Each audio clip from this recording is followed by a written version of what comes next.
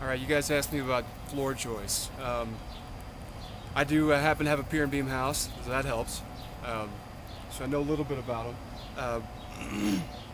What we're going to do is we're going to have to go into the house and we're going to look at them here really quick. You should know that I've been my whole life ridiculously claustrophobic. I hate tight spaces. And I've, of course, had to get over that fear doing any kind of work on your home, especially if you have pier and beams. You've got to get out of the house. It happens all the time. So I had to get over it. Every time I go in there, I hate it, but I do it anyway. So we're about to go into the house.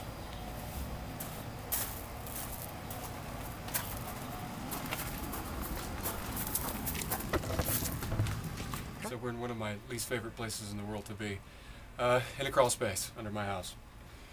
A lot of questions went through my head when you said describe replacing rotten floor joists, because you got to know what's causing them to rot. Is it termites? Is it old wood? Is it a leaky faucet, a leaky sink, roof leak? What's the cause of it?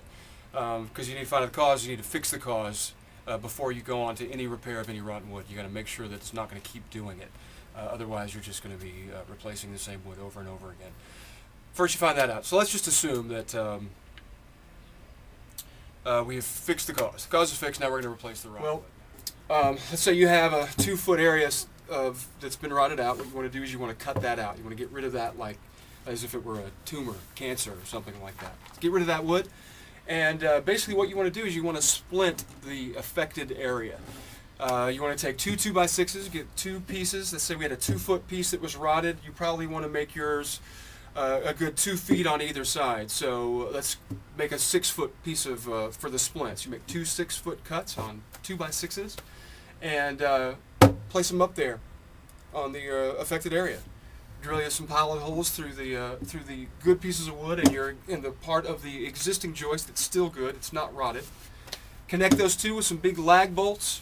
You know, big 4 or 5 inch lag bolts, probably 1.5 inches, 1 3/4, and then tighten them up. Make sure it's all nice and tight and really simple. If you had a rotted out joist, you might get some sag, especially if it sat on the support beams like this. Whatever shift you may have had, you get some hydraulic lifts in here. Make sure your floor is nice and level again. If it got check level on your floor one more time, and that should be it. And I think that's less than 3 minutes.